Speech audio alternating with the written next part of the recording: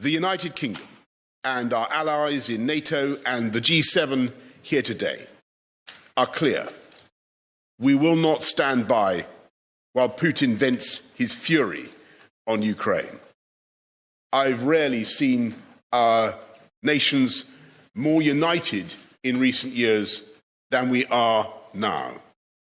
Putin's failure in Ukraine is vital for the peace and prosperity of all of us, and his barbaric invasion has galvanized the international community into collective action.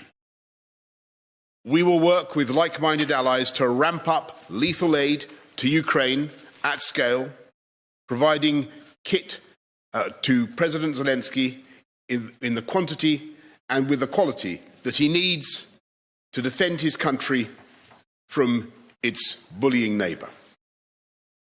Today, I've announced that we in the UK will send an additional 6,000 missiles and provide £25 million in unrestricted funding for Ukraine's armed forces, more than doubling the lethal aid we've provided to date. We're bolstering our support for the NATO countries on the front line, sending a new deployment of UK troops to Bulgaria on top of doubling our troops both in Poland and in Estonia. This is just the beginning. We must support a free and democratic Ukraine in the long term. This is a fellow European democracy fighting a war of national defence. NATO and G7 leaders were also united today in our determination to continue turning the screws on the Kremlin's war machine, including by weaning ourselves off Russian oil and gas and reshaping global energy security.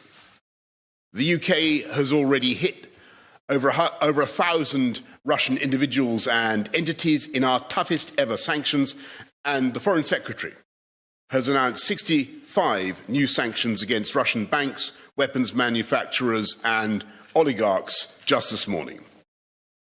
I also discussed the humanitarian response with our allies and partners today as we continue to see huge numbers of Ukrainians flee their homes. And the message that President Putin can take from today's extraordinary meeting of NATO and the G7 is this: Ukraine is not alone. We stand with the people of Kiev, of Mariupol, of Lviv and Donetsk.